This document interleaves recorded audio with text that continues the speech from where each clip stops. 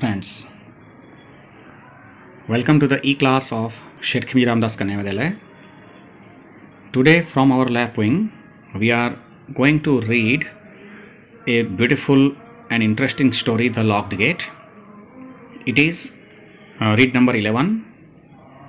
So open your supplementary reader, lab wing. In this story, there is a master, a guru, and his two disciples story. અહીં એક ગુરુ અને તેના બે શિષ્યોની વાર્તા આપેલી છે. ગુરુ આ બહુ જૂના જમાનાની, it is a story of an ancient time, એક પ્રાચીન સમયની વાર્તા છે. Formally there were students who used to go and live at the ashram of guru. પ્રાચીન સમયમાં ગુરુને ત્યાં જતા, એના આશ્રમમાં રહેતા અને ત્યાં જ અભ્યાસ કરતા, તાલીમ મેળવતા.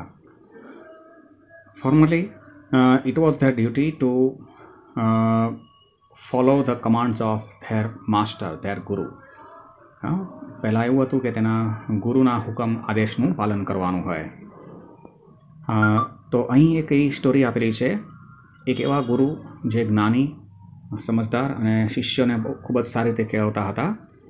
પણ એમાં બે શિષ્યો એવા હતા, થોડા જિદ્દી સ્વભાવના, ના સમજ, અને ઘણી બધી બાબતોમાં વારંવાર સૂચના આપવા છતાં પણ એ લોકોમાં સમજણ પડતી ન હતી. એ લોકોને એવી ટેવ હતી આર્ગ્યુમેન્ટ્સ કરવાની, એકબીજામાં ખૂબ જ દલીલ કરે, બીજાની વાતમાં શું તથ્ય છે એ પણ ન સમજે અને પોતાની જ વાતને વધારે મહત્ત્વ આપવાનો પ્રયત્ન કરતા.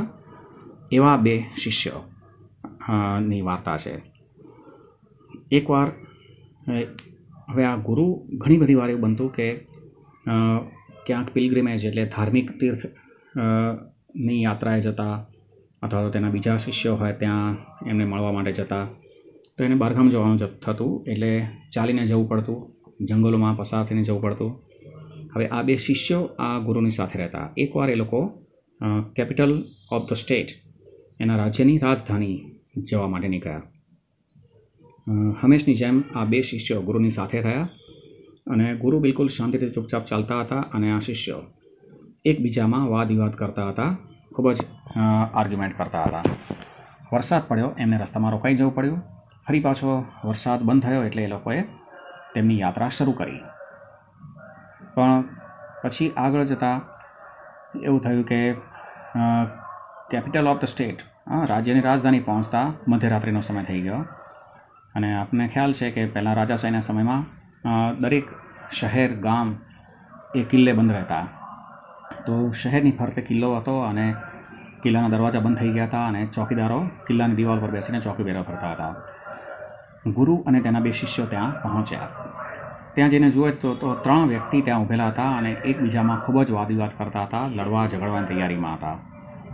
અને એ લોકોને જોઈ ગુરુએ સમજી ગયા કે આ લોકોમાં શું સમસ્યા હતી. હવે 3 જણા કોઈને કોઈ પ્રકારનો નશો કરેલો હતો અને એકબીજાની વાત સમજવા માટે તૈયાર જ ન હતા. અને એ લોકો લડવા ઝઘડવાની તૈયારીમાં હતા. એ લોકો વાસ્તવિકતાથી પર હતા, કારણ કે તે લોકો નશાયુક્ત સ્થિતિમાં હતા. નશાયુક્ત સ્થિતિ હંમેશા નુકસાનકારક બનતી હોય છે. અને એ સમયે ગુરુ એમને કઈ રીતે હેન્ડલ કરે છે અને કઈ રીતે આ સમસ્યાનો ઉકેલ લાવે છે, એની હોશિયારી, સમજદારી, કઈ રીતે સમસ્યાનો ઉકેલ લાવો, એ આમાં આપણે સમજવાનું છે. તો ચાલો આપણે લેસન વાંચીએ. સ્ટોરી બહુ ઇન્ટરેસ્ટિંગ છે. તમારી ટેક્સ્ટબુક પેજ નંબર 38 ઉપર જુઓ. એ ગુરુ હેડ 2 disciples who were in the habit of arguing with each other. એક ગુરુને 2 શિષ્યો હતા. ડિસિપલ્સ એટલે શિષ્યો. એક ગુરુને 2 શિષ્યો હતા કે જેમને એકબીજા સાથે દલીલ કરવાની ખૂબ જ ટેવ હતી. આર્ગ્યુ એટલે દલીલ કરવી. Often the two accompanied the guru when he went out on a pilgrimage or went to visit his other disciples. ઘણીવાર એ લોકો ગુરુની સાથે જતા જ્યારે તેમને કોઈ પિલગ્રિમેજ એટલે યાત્રા પ્રવાસે જવાનું હોય અથવા તો અન્ય શિષ્યોની મુલાકાતે જવાનું હોય, ત્યારે આ બંને શિષ્યો આ ગુરુની સાથે રહેતા. While he walked in silence, જ્યારે ગુરુ શાંતિથી ચાલી રહ્યા હોય ત્યારે the disciples went on exchanging words heatedly. heatedly એટલે તિરસ્કારજનક રીતે. તો આ બે શિષ્યો તિરસ્કારજનક રીતે પોતાના વાદ વિવાદ કરતા. Each one stuck to his point of view. તેમાંનો દરેક શિષ્ય પોતાના જ વાતના મુદ્દાને વળગ્યો રહેતો. સ્ટીકનું સ્ટીક એટલે વળગ્યા રહેવું, ચોંટી રહેવું. પોતાના જ વાતના મુદ્દાને, વિચારને વળગ્યો રહેતો. Unwilling to see any truth in other. બીજાની વાતમાં શું સત્ય છે તે જાણવાની બિલકુલ ઈચ્છા ન ધરાવતો. એ પોતાના વાતના મુદ્દાને જ વળગ્યા રહેતા. વન ડે ધ ગુરુ set out for the capital. એક દિવસ એવું બન્યું કે આ ગુરુ કેપિટલ એટલે રાજધાની તરફ જવા નીકળ્યા. The two disciples accompanied him. આ બંને શિષ્યો પણ તેની સાથે થઈ ગયા. As usual they argued over many issues, most of which were useless. હંમેશની જેમ તેઓએ ઘણા બધા મુદ્દાઓ પર દલીલ કરી, જેમાંની મોટાભાગની બાબતો બિલકુલ યુઝલેસ એટલે નિરર્થક હતી. A heavy shower detained them midway at a rest house. ભારે વરસાદ આવ્યો જેનાથી ડિટેન એટલે અટકી જવું, રોકી નાખવું. બ્રેકેટમાં લખ્યું છે પ્રિવેન્ટેડ from living or doing something. જતાં અટકાવવું અથવા તો કોઈ કાર્ય કરતાં રોકવું એ સંદર્ભમાં. ભારે વરસાદ પડ્યો જેનાથી તેમને કોઈ રેસ્ટ હાઉસમાં, મધ્યમાં રહેલા કોઈ રેસ્ટ હાઉસમાં તેમને અટકી જવું પડ્યું, રોકાઈ જવું પડ્યું. They resume their journey after the rain subsided. વરસાદ બંધ થઈ ગયા બાદ તેમણે ફરી પાછી પોતાની યાત્રા શરૂ કરી. By the time they approach the town. જ્યારે લોકો શહેરમાં પહોંચ્યા ત્યારે, રાજધાની પહોંચ્યા ત્યારે, ત્યાં સુધીમાં ઇટ વોઝ પાસ્ટ મિડનાઇટ. મધ્યરાત્રિનો સમય પણ પસાર થઈ ગયો હતો. The capital was protected by high circular wall. હવે રાજધાની હતી તે ગોળ ફરતી એક દિવાલથી સુરક્ષિત કરવામાં આવેલું, એટલે કે કિલ્લાની દિવાલથી બાંધેલું અને સુરક્ષિત કરેલું હતું. And the gates use to be locked at midnight. તેના દરવાજા મધ્યરાત્રિએ બંધ કરી દેવામાં આવતા. And gates used to be locked at midnight by sentries who camped atop the wall. સેન્ટ્રીઝ એટલે ચોકીદારો દ્વારા દરવાજા બંધ કરી દેવામાં આવતા અને તે દિવાલ ઉપર બેસીને ચોકી પહેરો ભરતા. ધ ગુરુ and his disciples found 3 persons standing before the gate. ગુરુ અને તેના 2 શિષ્યો હતા. તેમણે દરવાજા સમક્ષ 3 વ્યક્તિઓને ઊભા રહેલા જોયા.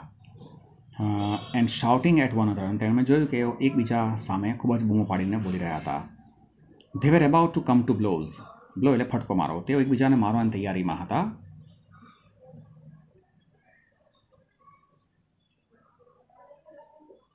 In the moonlight the sentries seated out of the wall were enjoying their quarrel. ચંદ્રપ્રકાશમાં દિવાલ પર બેઠેલા જે સેન્ટ્રીઝ એટલે ચોકીદારો હતા તેઓ એમના ઝઘડાનો આનંદ લઈ રહ્યા હતા. હંમેશા આવું બનતું હોય છે કે જ્યારે 2 વ્યક્તિ લડતા ઝઘડતા હોય તો અન્ય લોકો તેનો આનંદ લેતા હોય. એટલે ચોકીદારો માટે તો મનોરંજન થઈ ગયું. ધ ગુરુ ઓબ્ઝર્વ ધ 3 men. ગુરુએ આ 3 વ્યક્તિઓનું નિરીક્ષણ કર્યું. And listen to their angry exchanges. તેમના ગુસ્સાભર્યા વાદવિવાદ પણ સાંભળ્યા. He soon understood the cause of their dispute. તરત જ તેમના ઝઘડાનું કારણ સમજી ગયા. The 3 were the residents of the town. આ 3 જણા હતા તે શહેરના જ નિવાસી હતા. But had been locked out. પરંતુ એ લોકો શહેરની બહાર રહી ગયા હતા. As they were late in returning from some pleasure trip. કારણ કે તેઓ એક મનોરંજક પ્રવાસે ગયા હતા, ત્યાંથી પાછા ફરવા મોડા થયા હતા. એટલે એ લોકો ગેટ બંધ થઈ ગયા, એ લોકો શહેરની બહાર રહી ગયા. One of them who was drunk. અહીંયા drink third person of verb આપેલું છે. શરાબના નશામાં ચકચૂર હોવું એવો અર્થ થાય. તેમાંનો એક કે જે શરાબના નશામાં ચકચૂર હતો, propose that they should storm the gate. તેણે એવી દરખાસ્ત કરી કે તેઓએ આ દરવાજાને ઉડાવી દેવો જોઈએ, તોડીને ઉડાવી દેવો જોઈએ. And March in to the town over the smashed metal plated doors. અને તોડી નાખેલા જે મેટલ પ્લેટેડ લોખંડની પ્લેટ જડેલા દરવાજા ઉપરથી એ લોકોએ ચાલતા નગરમાં પ્રવેશવું જોઈએ. પાછું એવું બોલે છે હીરોઝ ધેટ વી આર. આપણે તો વીર વ્યક્તિઓ છીએ. This will be the right thing for us to do. આપણા માટે આવું જ કામ કરવું યોગ્ય ગણાય. The second man who was under the influence of opium. બીજો વ્યક્તિ હતો જે ઓપિયમ એટલે અફીણના નશામાં હતો. Said that. તેણે એવું કહ્યું કે they should jump over the wall. અફીણના નશામાં હોય છે એને પણ પોતાની વાસ્તવિક પરિસ્થિતિની ખબર નથી, તો એણે કહ્યું કે તેઓએ દિવાલ કૂદી જવી જોઈએ. That they should jump over the wall. પાછળ એવું બોલે છે that is going to be as exciting as flying. આ ઉડવા જેવું જ ઉત્તેજનાસભર અનુભવ બની જશે. હી એસર્ટેડ. આવું તેણે આગ્રહપૂર્વક કહ્યું. હવે ત્રીજો વ્યક્તિ જુઓ. The third one who was under the influence of ganja. ત્રીજો વ્યક્તિ જે ગાંજાની અસર હેઠળ હતો. Insisted on creeping through the key hole, તો તેણે એવો આગ્રહ કર્યો કે તેઓએ કી હોલ, ચાવી નાખવાનું છે, લોકમાં ચાવી નાખવાનું છે, હોલ હોય એમાંથી એ લોકોએ સરકીને બહાર નીકળવું જોઈએ. ક્રિપિંગ, ક્રીપ એટલે સરકવું. હા, કી હોલમાંથી એ લોકોએ સરકીને નીકળવું જોઈએ. That would be great fun. એણે કહ્યું કે આપણા માટે ખૂબ જ મનોરંજક બની જશે. હવે બિલકુલ વાસ્તવિકતાથી પર એ લોકોએ પોતાના મનમાં જે તરંગો આવ્યા એવા સૂચનો એમણે કર્યા. ધ ગુરુ સાયલેન્સ ધેમ. હવે એ લોકો આવા વિવાદ કરતા એટલે ગુરુએ તેમને શાંત પાડ્યા. હવે ગુરુ એમને પૂછે છે, why don't each of you do what you would like to do. તમારામાંથી પ્રત્યેક જે કરવા ઈચ્છતા હોય એમ પોતે જાતે જ કેમ નથી કરતા? હા, એકબીજાને સૂચન કરો છો તો તમે જાતે જ એ પોતે કેમ નથી કરતા? મોર કેટેગરિકલી મીન્સ ક્લિયરલી, સ્પષ્ટતાથી, વધુ સ્પષ્ટતા કરતા. He asked the first man to smash the doors. પ્રથમ વ્યક્તિ હતો એને કહ્યું કે તું દરવાજો તોડી નાખ. And the second man to jump over the wall. બીજાને એમ કહ્યું કે તું દિવાલ કૂદીને જતો રહે. And the third man to pass through the key hole. ત્રીજાને એમ કીધું કે તું કી હોલમાંથી પસાર થઈ જા. હા, એ લોકો જે સૂચન કરતા હતા એમ એ લોકો જાતે જ કરી બતાવે. They licked their lips. હવે એ લોકો પોતાના હોઠ ઉપર જીભ ફેરવા લાગ્યા, હોઠ ચાટવા લાગ્યા, એટલે કે સ્તબ્ધ બની ગયા. શું બોલવું એમને કંઈ ખબર પડી નહીં. ધે લીક એટલે ચાટવું. They licked their lips, blinked at the guru. ગુરુની સામે આંખો પટપટાવા લાગ્યા. And did not know what to say or do. અને ખબર ના પડી કે હવે એને શું કરવું અને શું કહેવું, ખબર ના પડી એમને. કારણ કે એ લોકો કંઈક ને કંઈક નશાની હાલતમાં હતા. Meanwhile the chief sentry had recognise the guru. હવે એ દરમિયાન જે મુખ્ય સંત્રી હતો, ચોકીદાર હતો, તે ગુરુને ઓળખી ગયો. હા, ગુરુ પાસે ભણેલો હશે, ગુરુને ઓળખતો હશે. હી ક્લાઇમ્બ ડાઉન. તે તરત જ નીચે ઉતર્યો. ક્લાઇમ્બ ડાઉન એટલે નીચે ઉતરવું. And open the doors. દરવાજા ખોલી નાખ્યા. And received him respectfully. અને ગુરુને ખૂબ જ આદર સહિત આવકાર્યા. એઝ ધ ગુરુ and his 2 disciples entered the gates. જ્યારે ગુરુ અને તેના 2 શિષ્યો આ ગેટમાંથી પ્રવેશ્યા ત્યારે ધ અધર 3 ફોલોડ સ્યુટ. જે બાકીના 3 હતા એ લોકો પણ એની પાછળ અનુસર્યા. Most of the arguments are like this. હવે આપણને અહીંયા ઉપદેશ આપે છે, શીખામણ આપે છે કે મોટાભાગની આવી દલીલો છે ને આવી જ હોય છે. Unrelated two reality. જે વાસ્તવિકતાથી બિલકુલ સંબંધ ધરાવતી નથી. None of the 3 could have done what he propose to do. આ 3માંથી કોઈ પણ પોતે જે દરખાસ્ત કરી હતી એવું કંઈ કરી જ ન શક્યા. Yet he was eager to prove the superiority of his method over the other methods. તેમ છતાં, ઈગર એટલે ઉત્સુક, તેમ છતાં તેઓ અન્ય પદ્ધતિ કરતાં પોતાની પદ્ધતિ વધારે સર્વોપરી હતી તે સાબિત કરવા માટે, પ્રૂવ એટલે સાબિત કરવા માટે તેઓ ઈગર એટલે ઉત્સુક હતા. What is more important. તો હવે વધારે શું મહત્ત્વનું છે તો એ બાબત આપેલી છે. There was a method different from theirs. તેમની જે આ પદ્ધતિ હતી એના કરતાં એક જુદા પ્રકારની પદ્ધતિ એ મહત્ત્વની હતી. A simple and healthy method. એક સરળ અને તંદુરસ્ત પદ્ધતિ. That was to give their identity to the સેન્ટ્રીઝ.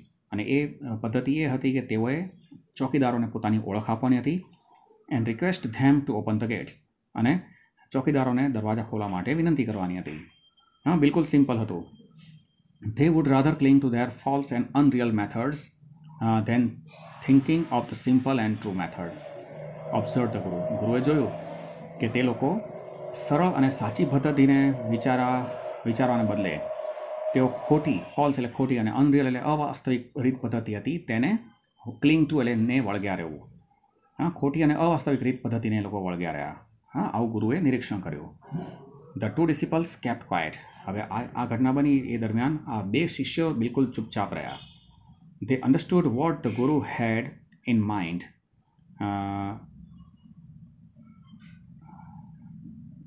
regarding their conduct. તેમના વર્તન વ્યવહાર સંદર્ભમાં ગુરુના મનમાં શું વાત ચાલી રહી હતી એ તે લોકો સમજી ગયા.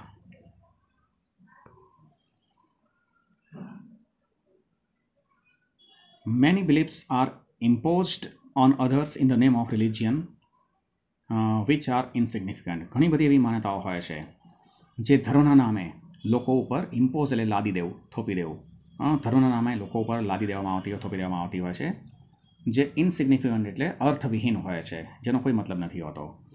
કોન્ટ્રોવર્સીઝ resulting from discussion over such issues. આવા મુદ્દા ઉપર ચર્ચાથી કોન્ટ્રોવર્સીઝ એટલે વાદ વિવાદ, રિઝલ્ટ એટલે પરિણમતા હોય છે. હા, આવા મુદ્દા ઉપર ખોટા વાદ વિવાદ કરીએ તો એનાથી સારું પરિણામ નથી આવતું. ખાલી વાદ વિવાદો ઊભા થાય છે આવી ખોટી ચર્ચાઓથી. Are meaningless and avoidable. આ બધી બાબતો બિલકુલ નિરર્થક છે અને અવોઇડેબલ એટલે કે ટાળી શકાય તેમ છે. Often ignorance and ego are the major barriers in solving complex situations. ઘણીવાર ઇગ્નોરન્સ એટલે અજ્ઞાનતા, ઈગો એટલે અહમ. ઘણીવાર અજ્ઞાનતા અને અહમ એ સૌથી મોટા અવરોધ સાબિત થતા હોય છે. બેરિયર એટલે અવરોધ. આર ધ મેજર એટલે સૌથી મોટા અવરોધ. મેજર બેરિયર સૌથી મોટા અવરોધ ઇન સોલ્વિંગ કોમ્પ્લેક્સ સિચ્યુએશન્સ. જટિલ સમસ્યાને ઉકેલવા માટે કેટલીકવાર અજ્ઞાનતા અને અહમ એ મોટા અવરોધ સાબિત થતા હોય છે. Whereas a humble mind can avoid unnecessary debate. જ્યારે કોઈ વિનમ્ર બુદ્ધિ ધરાવનાર વ્યક્તિ હોય, હમ્બલ એટલે વિનમ્ર, માઇન્ડ એટલે અહીંયા વિચારધારા, બુદ્ધિ, તો વિનમ્રતાપૂર્વકની વિચારધારા ધરાવનાર વ્યક્તિ હોય તે આ બિનજરૂરી વાદ વિવાદ હોય તેને ટાળી શકે છે. Whereas a humble mind can avoid એટલે ટાળવું, અનનેસેસરી debate and present a simple solution two even complex issues. જટિલ સમસ્યા હોય તેનું પણ એક સરળ ઉકેલ રજૂઆત કરતા હોય છે.